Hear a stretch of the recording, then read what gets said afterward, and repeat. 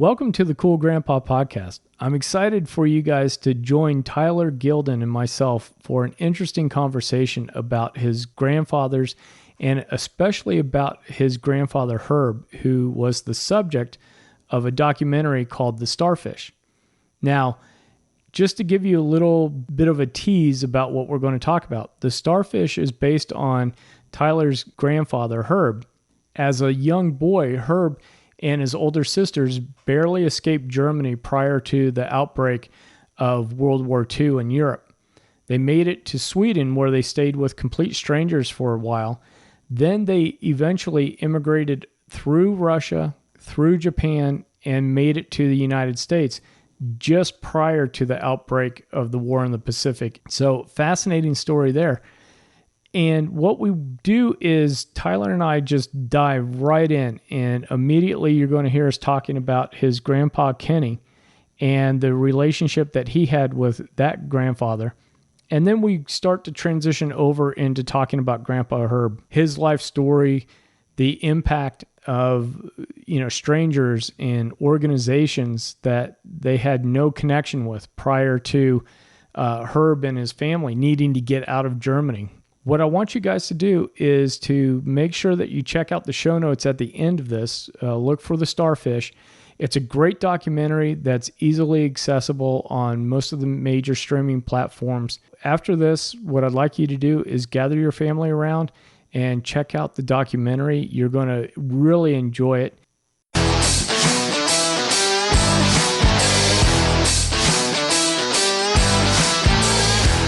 Hello, and welcome to the Cool Grandpa Podcast. This is your host, Greg Payne, coming at you from Studio 12. This podcast is about being the best possible grandpa you can be, focusing on what it is to be a grandpa and how we can all share that experience together for our grandchildren.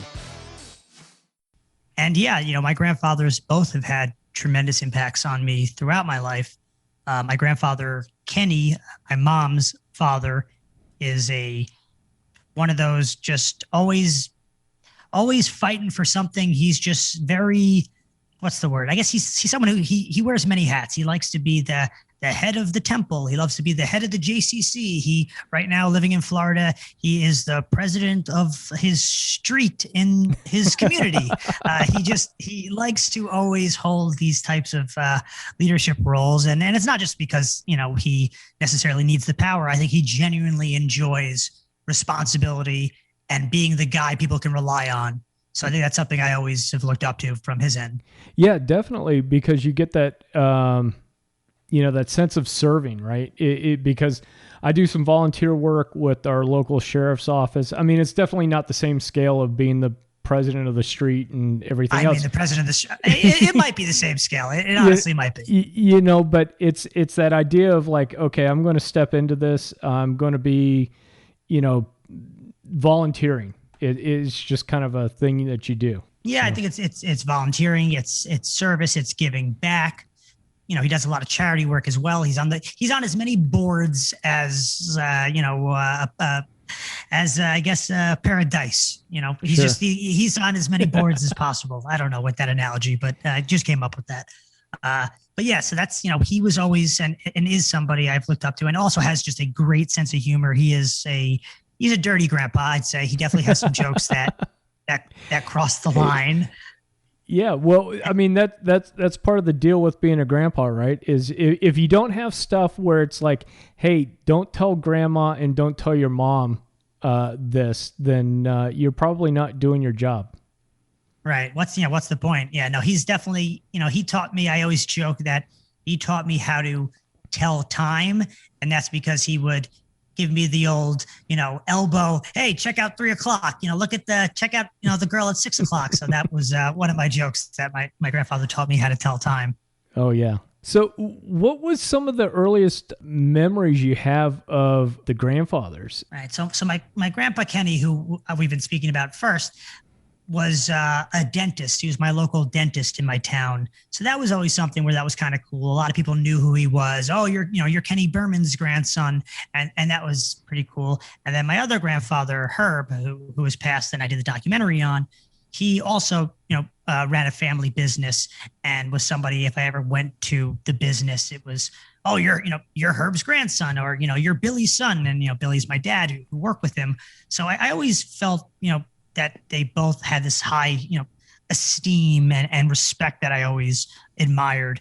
And then, earliest memories, it's hard to say. For some reason, I remember like my first grade birthday party or something. My grandfather he must have fell or something. I don't even remember, but I remember he couldn't come to the party and he was in like a neck brace or something, or like a soft one. And I remember like going outside the party and my grandma drove by and like he was in the car and he, insisted on coming by to wish me a happy birthday.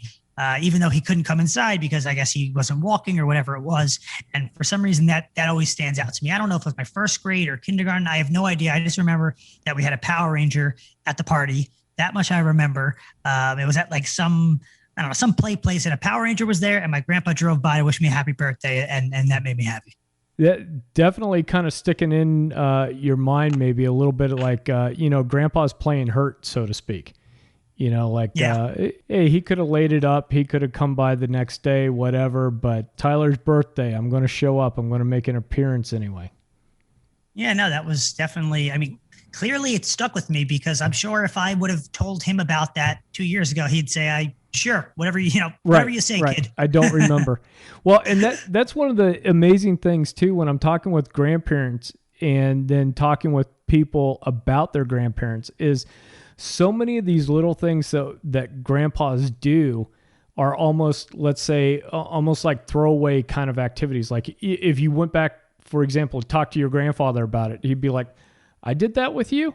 But then that's the lesson that 30 years down the road, or the memory 30 years down the road, somebody has, right? It's like, yeah, remember you let me drive the tractor on the farm when I was 10. That was a huge deal because I was the one that got to drive the tractor. Nobody else did. And you'd be like, I don't even remember. And I must have been crazy to let you drive the tractor. Right. But it has an impact. When you're young, I have 2 kids and then they're very young, a 2-year-old and a 1-year-old. But yeah, things you say, even things I say to them, and my son says, you promised me this. And I'm like, did I? Or, little moments have an impact, an experience. And I guess that's part of being a father and eventually a grandfather. I can't imagine how special that must be one day to have your kids have kids and to kind of, I know how I feel about my own kids. I can't imagine how I'd eventually feel about my own kids' kids. Kind of blows your mind a bit. Oh, yeah. Well, and, I've got that now where I've got almost a 3-year-old and it's very much like that. There's a little bit of like, hey, I'm focused in on being mindful to do this activity. But then there's other times where, I'm just down on the floor wrestling around with the kid. He's jumping off the back of the couch with a flying elbow on grandpa. And that may or may not be a big moment for him, down the road is like, oh yeah, wrestling with grandpa. That was a great memory. Totally. And I'm sure, as a grandfather, you don't know how long grandfathers live. And not to say, I'm sure you'll live, you look relatively young. So I assume you've got a decent amount of time in your grandson's life. But in general, I was lucky. I still am lucky. My grandfather passed away at 90 and my grandfather now, my other grandfather is 88. So, they've lived pretty long lives, which, I can only hope that my own father, who is 61, can live another 30 years for my son. Right. That's something I always say to my own dad. I'll say to him, make sure you're staying in shape, make sure you're taking care of yourself, because I know how special it was for me to have grandpa as long as I did. And I want, my son to have you as long as possible. And I want to have you too. But, also him as well. Absolutely. Well, and that's a mind shift that I've talked with a number of grandfathers about is all of a sudden, in your 30s and 40s, it's just life. And then the grandkids start coming into the picture or something. And it's like, hey, maybe I ought to go start taking some walks and maybe I ought to eat some salad. Wouldn't it be cool if I was around for their wedding and maybe a great grandkid or two? No, I know how special it is for my grandparents now who are great grandparents because of my kids and how that must be the most trippy thing in the world when your grandkids have kids. That must just really blow your mind or make you feel extremely old. Or appreciative that you're still around, I guess. But yeah, no, it's pretty cool. No, definitely. Well, and then you think about it too, is having that whole grandparents or great grandparents, grandparents, you, and the kids, as 4 or 5 generations, almost 100 years of family that's all together, and family memories and stories and experiences that everybody's gone through. No, I think that's so cool. I was able to take a picture of me and my father, my son, and my grandfather. I have only one picture, maybe two, but one that stands out because they only met one time. We brought my son to Florida when he was 4 months to be able to see my grandparents, and my grandfather ended up passing away 2 months later. We didn't know it was so imminent, but I'm very, very thankful that we did, because those pictures mean everything to me. That's really cool to have 4 generations of Gildin men, and considering my grandfather's story and where he came from. And yeah, that's just such a incredible thing. And I'm sure we'll talk about the documentary, but to me, the idea that I have this documentary that my son will be able to watch and know all about his great grandfather is so cool. And my daughter as well. Because, if you look at just photos of your grandparents, your great grandparents, you think that's cool. For them to be able to watch a film is something that is really, as much as the film has meant so much to me now, I'm sure in 10, 12 years from now, it's going to take on a whole nother meaning when actually the next generation is able to watch it. And, that's my kids and nieces and nephews, and they can watch it. That will be, I'm sure, a really surreal moment. Oh, yeah. Well, and definitely when your kids are older, and even when they pull it out for their kids, right? Because that's going to be, digital. It's history. It's something that's happening. It's not a static photograph of, oh, that was grandpa in front of his house in Florida. Flip the page. Here's 40 minutes of a documentary about your great-great-grandfather and what he went through in this thing called World War II, everything that he experienced. Yeah, no, I mean, listen, I don't know in what capacity, or format they'll be watching in the future, if it's going to be, holograms, or it's going to be on their, on contact lenses, who the heck knows? But The fact is, where it should exist in some form. That technology should not get so far advanced that this type of digital is obsolete. I can't imagine. If anything, it'll just be transcoded into some new format. But yeah, no, it's a really cool thing to think about. Yeah, and why don't we go ahead and start to transition over into Herb's story and the documentary, The Starfish, which we'll be putting the links and everything into in the show notes and all of that good stuff. But take me back a little bit about why you decided to do this documentary about your grandfather, and give us a little bit of a story with him about, some of the experiences. I mean, we want folks to go see the movie, but at the same time, his story just on a standalone is incredible.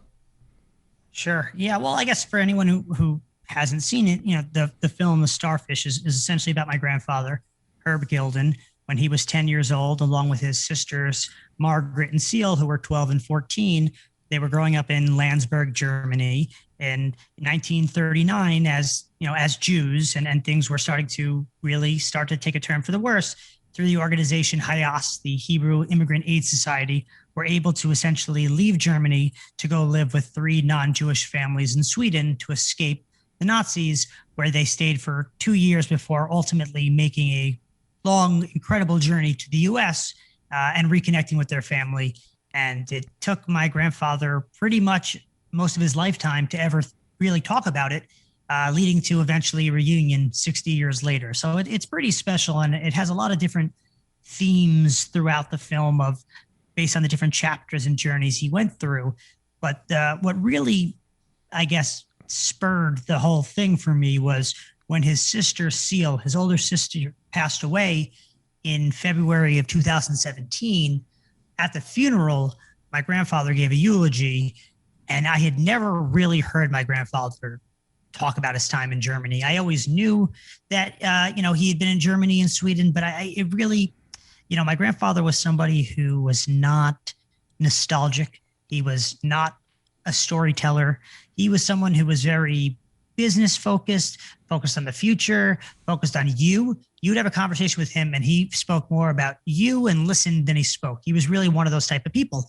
So it really just wouldn't have been natural unless I was super inquisitive, which I guess I just, for whatever reason, wasn't. I kind of just accepted it at face value and just, would just enjoy my time with him.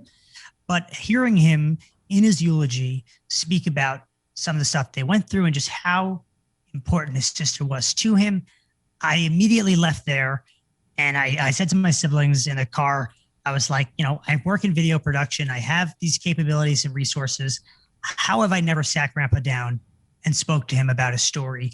There's no better time than now leaving a funeral that's telling you how, fragile life is. And, he's 88 years old. He's not going to be around forever. Why don't I at the least just sit him down and record him? Now, did I know the extent of a documentary or not? No, I didn't know if this would be a 10-minute piece or a hour long. I didn't know. I just said, you know what? Let me get a couple of guys, set up a day. I'll put together a whole bunch of questions and let's at least get that. And then from there, I decided to kind of continue. Oh, very cool. Because I was interested in that in the sense of there's people that will sit down with,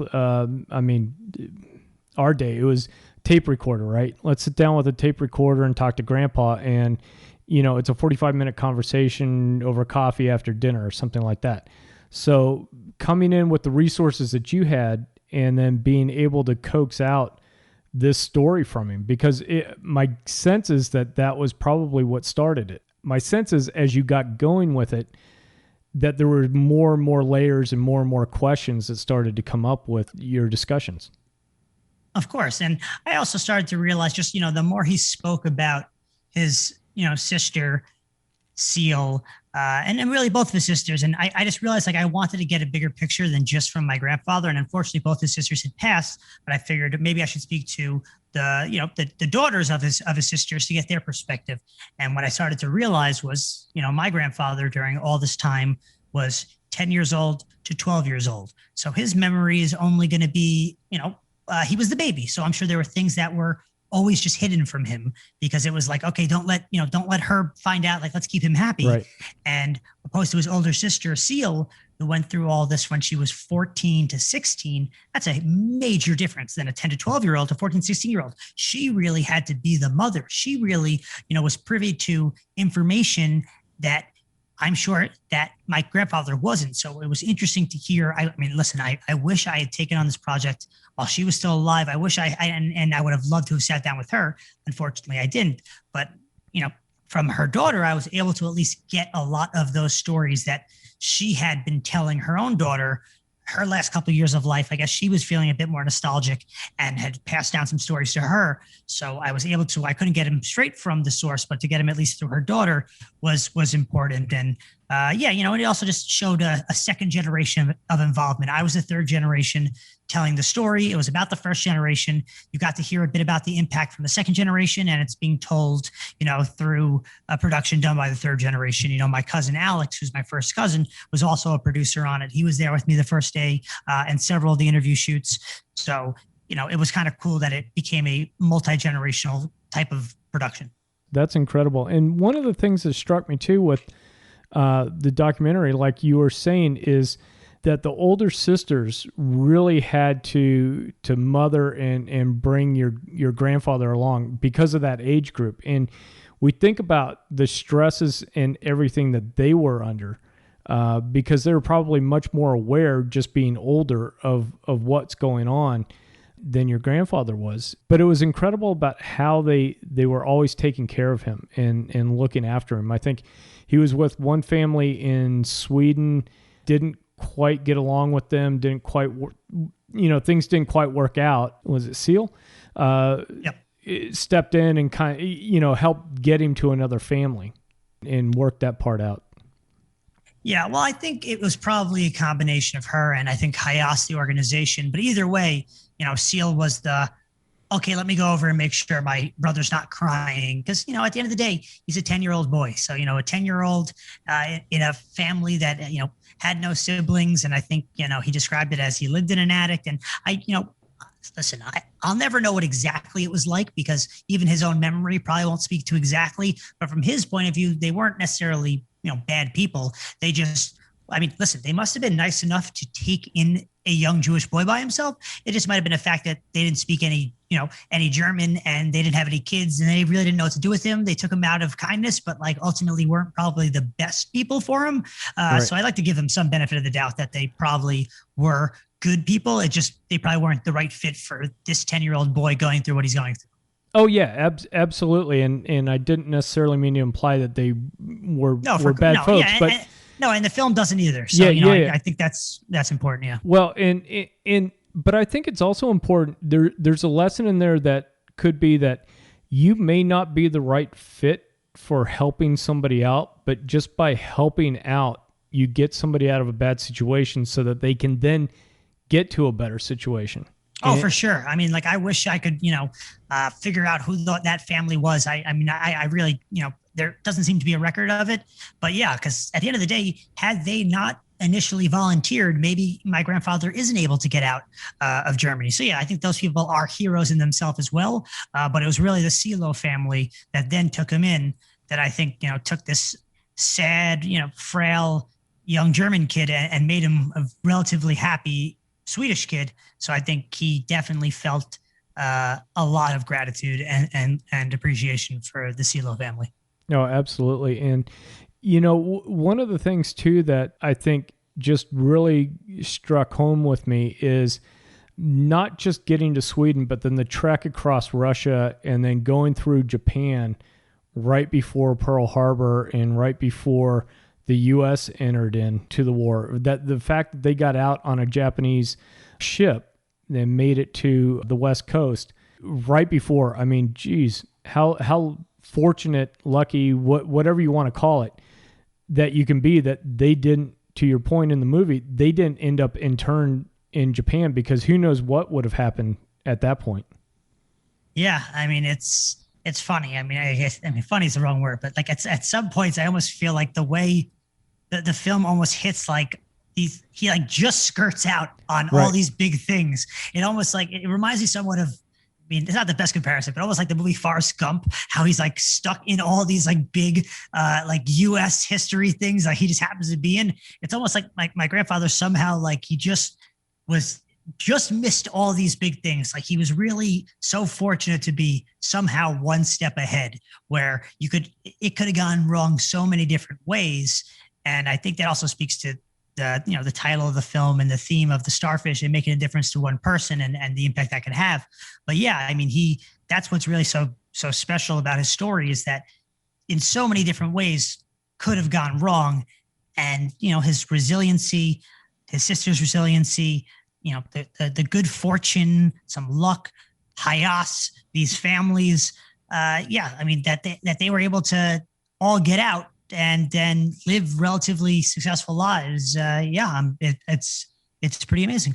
Yeah, because it's that tenacity and you must succeed at what's going on that I think helped him out with the deli and then starting the light business and then going through and growing the business, right? There wasn't a whole lot of, hey, I can try this out, and if it fails, who cares? There were certainly other challenges along the way, but there was definitely a sense of, I made it to the States. There's freedoms here that even as a small boy, I never enjoyed or thought existed.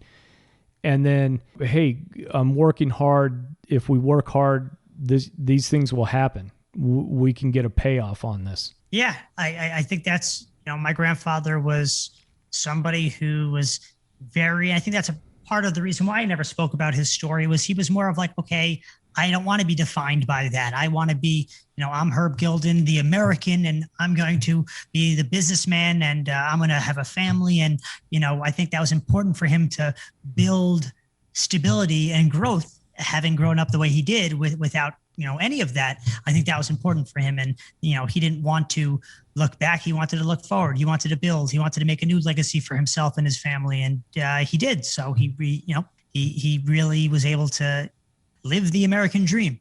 Oh, yeah. And I mean, he came up with the times post-war.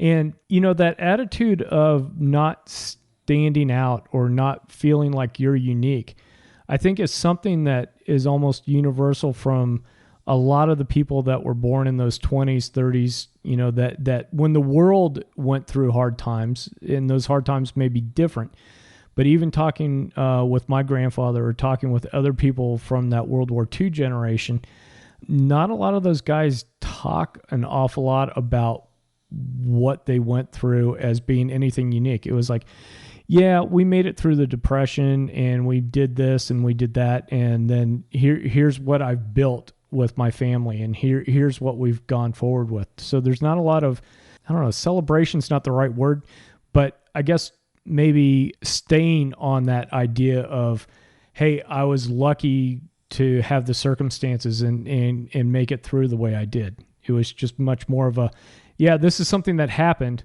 and then it takes, you, and it takes me, and it takes, other people to kind of dig in and go, no, Grandpa, tell me more about this, or Grandma, tell me more about this. This is actually really unique. And dig into it. The amount of times that my grandfather said to me, is anybody going to care about this? Like, why are we, he truly, and he meant that when he'd say what is anybody really going to care about this, Tyler? Is this something that, and I always said, I really believe so, Grandpa, that this is not, my goal was not to do a family film for a barbecue. This was not hey, let's have the family over and watch a slideshow. That was the goal of once I set out and said, okay, I'm actually going to make this into a documentary. It was, how do I make this a documentary that can relate and people can empathize with and resonate with the most amount of people possible, where you don't have to know my grandfather, where you don't have to, be Jewish. You don't, you just need to be somebody who's an empathetic human being, somebody who we've all come from somewhere. Right. We all have some relative who came from somewhere. We've all felt somewhat of a need to succeed and prove somebody wrong. We've all, for the most part, probably fallen in love. We've all had somebody disapprove of us. I mean, there's so many themes in there, and that I felt like it was important to make a film that could resonate with as many people, because it has a larger impact that way. And that could be very hard when you're doing a film that's so personal to you, because it's my grandfather. It could have been 6 hours and I would love it because it's my grandfather and it's my family. Why wouldn't I? But that wasn't the goal. I could watch all the, footage on the cutting room floor and I could enjoy that. But I was like, what's the best final product that will have the best impact on the most amount of people who watched? And to do that was a challenge. I did a lot of test screenings. I did a lot of screenings throughout the film process of whether it was scenes, full cuts, rough cuts. I did a lot to get enough unique perspective to see which beats were resonating. And, there was lots of stuff we trimmed back on, or we the story for the most part stayed the same, but which beats we highlighted, I think was helped shaped by the feedback I got from so many different screenings to see what were the most people really walking away with and taking out of the film, and trying to stick and highlight those parts, opposed to some of the other stuff that was really just, cool for me because, it was my grandfather and I wanted that moment in there. Right. The thing I like too about this is that it's a piece of history that most people nowadays aren't exposed to. Right. I mean, if you think about how history's taught in classes and things, I mean, they get to World War II. It's like, hey, World War I happened. There's this big treaty. 15, 20 years later, this guy Hitler comes to power. Tomorrow we're going to go over 1939 through 1945, and then we'll get into the Cold War. There's so much in there. And one of the things that gets lost is that human part of that time. Sure. That, that not only your grandfather and I don't know, how's that real? They're not grand aunts? I don't. Great aunts, yeah. Great aunts. Getting tripped up on what. Yeah, great aunts, yeah. Yeah. But, because you lose some of that. And it's like, okay, here's the, you guys go away, study the 4 major battles, who won, and then, we're moving on. And you lose the fact that millions and millions of people were affected by this. And then also that part of how did some of these people come out on the other side, the ones that were fortunate enough to get out? I think that's really interesting. So, I just recommend folks look at it with even that lens of the family history. The movie on its own is absolutely fantastic, but the history buff in me likes to know what that personal history was. What did the people that went through, whether it's bombings or displacement or whatever it is. How did that affect people? Yeah, and I think what makes the film unique and is that it's a film that obviously there are many stories about the Holocaust, and they're all very important for different reasons, and they should all be told. And more opportunities to tell those stories, the better for all of society. But what makes the Starfish interesting is that it's not a typical tragedy No.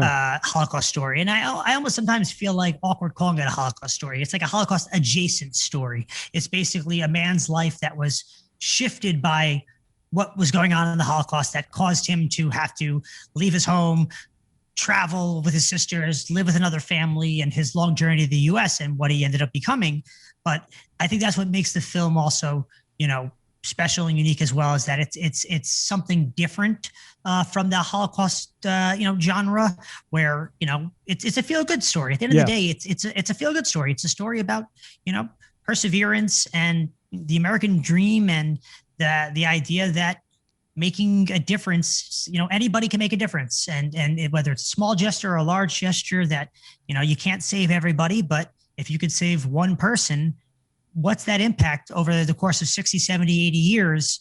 You ultimately have saved an entire family. You've saved, generations. And I think that's important for people to think about as just a theme in life. I mean, right now obviously everything going on with COVID, and as simple as wearing a mask, not wearing a mask. Well, it's not going to impact me, but maybe it's not about you. It's about, the elderly or somebody else who could be more compromised. And just what are you willing to do for another human that you would hope that if push came to shove, they would do for you?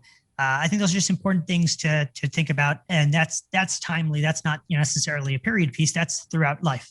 And I love the fact that your grandfather read that poem, about the starfish and saving the one. And for folks that don't know, it's a poem about boy walking on the beach, and it's littered with starfish. And he picks up one, throws it in the ocean, and somebody comes up to him and goes, "Hey, with so many of these starfish out here, you're not going to make a difference." And the boy says, "Well, yeah, except for the one that I just threw back, that made a difference to that one." It reminds me so much of sometimes we can look at situations, volunteer work or whatever, and get a sense of like, it's so overwhelming, my efforts aren't going to make a difference. And I just want to remind people, no, your efforts can make a difference. No, for sure. And I think that's why that's such a great, anecdote, story, what have you, is that, and it could be applied to anything. Exactly. Seeing somebody on the street, volunteering at an event, and you just focus in on one person, because if everybody is making an impact on one person, that has a ripple effect. And, you can't change the world, but one person, you could change their world. And I think that's important to know. And much like the starfish analogy, the idea of a ripple effect, it does, you throw that water in it, and it has an effect. And, the effect that, because they helped save my grandfather, and my grandfather went on to build a business which employed, hundreds of people who then were able to feed their families, whose families went on to do, and it kind of just, it's a web of generosity. It's a web of opportunity. And I think that was something that was important to my grandfather, was that idea of always trying to give back and see the best in people, or push people to be their best. Because, I think he was a great mentor to a lot of people who work with him, or friends or family, because, he was, honest and a good listener, and could help, point people in the right direction, or when need be, he could be that boy. He was the starfish. And I think as he got older, he became that boy trying to throw back other starfish. And I think that's kind of just a cycle of people just genuinely trying to do good by other people. And I think, that's important. Tyler, I know this had gone into festivals pre-COVID. Are there other festivals? Are there other things that you're going to be able to enter this into and show it off? So the film festival has probably come and gone at this point, just because I kind of did the circuit already, and now it's available. So there probably are some festivals, but for the most part now, because it is available, it's on depending on where you live, but Amazon Prime, it's on Apple TV. It's on Vimeo on demand, Vudu, Google Play. So once it's on a lot of those platforms, typically festivals want to pick up things before it's in existence. Okay. So this is, but to me, it's kind of meant to be watched on your couch with your family anyway. And that was a big reason why I actually pushed to have it released. Actually, I think, believe it or not, I think what's today's date? I think it maybe like yesterday. It's been a year since it's officially been out, since its digital release. And I did that. And, we were still looking for potentially, an exclusive buyer or whatnot. And it's a whole process. Let me tell you, making a film is challenging. Distributing and marketing a film is like times 1,000. It's because it's not rewarding. It costs you money, and making a film is a lot more rewarding and exciting. But it is nice when people finally do see it. But yeah, I kind of felt like with my distributors, like, let's just get it out there. Let's do the pay model. It's $2.99. I think everyone can hopefully afford $2.99, and let's do that and let's get it to people, because to me, I felt like it was such a great family film for people who are trapped with their families. And I guess not trapped, but yeah, I mean, everyone was quarantined, locked down with their families. It's a great family film. People whose grandparents were by themselves, like my grandma, we didn't see her for 6 months. And to me, I was telling my friends, if your grandparents can figure out how to get the film on their smart TV, or you could send it, like, this is a great film for them to watch. And then you could hop on a phone and talk to them about it. Like, I just felt like it was a really good film for the time. And like, I did a lot of virtual screenings, a lot of Q&As and panel discussions, because it's a film where obviously it's somewhat of a history piece, but it's also very relatable today. And it's about another, time of struggle, which you could compare to what we were going through this past year or so. And I felt like it was an important film to get out there now while, people are at home in front of their TVs looking for content. And this felt like a pretty relatively easy watch that could bring people maybe a little bit of hope. Absolutely. And the other thing too is, I'll tell people, is if you've got kids that are going through and they're studying this period of history, it's 40 minutes. Sit down, watch it. You're going to learn about some of the human impacts of that time that you don't get out of a textbook.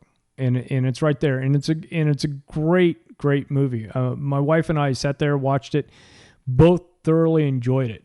And, probably will go up and watch it with my kids when I go up to Virginia and go see them in a little bit. It's funny you said that.